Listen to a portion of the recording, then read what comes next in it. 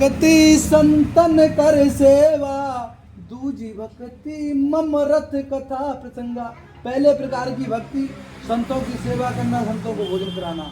जो पूर्ण संत हो, पूर्ण संत कैसे पता लगता है? जो हमारे कष्ट को अपना कष्ट समझे, हमारे प्रति श्रद्धाभाव हो, भगवान का चिंतन करता हो, भगवान का स्मरण करता हो, उसे हम संत कहते हैं। चाहे गृहस्थ हो चाहे व्रस्त हो, संत हो सकता है।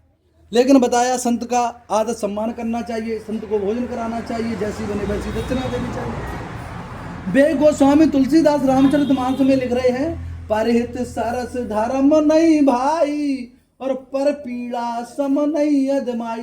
दूसरों की आत्मा को कष्ट देना, इससे बढ़कर दुनिया में कोई पाप नहीं है, और दूसरों की आत्मा को सुख पहुंचाना, इससे बढ़कर दुनिया में कोई पुण्य नहीं है। आप सुबह चले जाएं मंदिर में, पूजा पाठ करें, मंदिर से जैसे ही निकले ऐसे कुट वचन बोलें दूसरे की आत्मा को ठेस पहुंचे, तो पूजा करने से कोई फायदा नहीं है।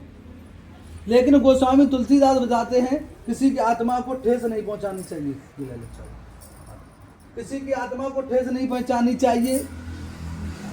बताया है देव ऋषि नारद को बड़ा कष्ट हुआ। क्यों कष्ट हुआ? ये मृत्यु लोक है भैया, इस लोक में जो आया राजा रंग फकीर, एक ना एक दिन सबको जाना है।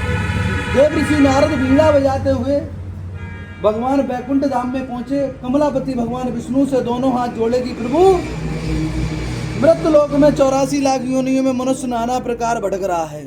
तो उन्होंने की कोई उपाय? उन्होंने की उपाय है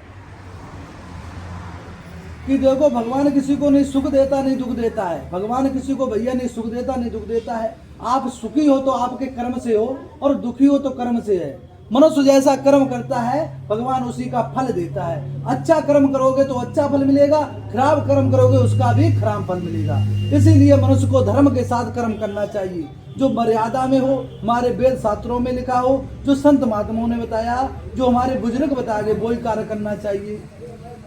बताया किसी विद्वान ने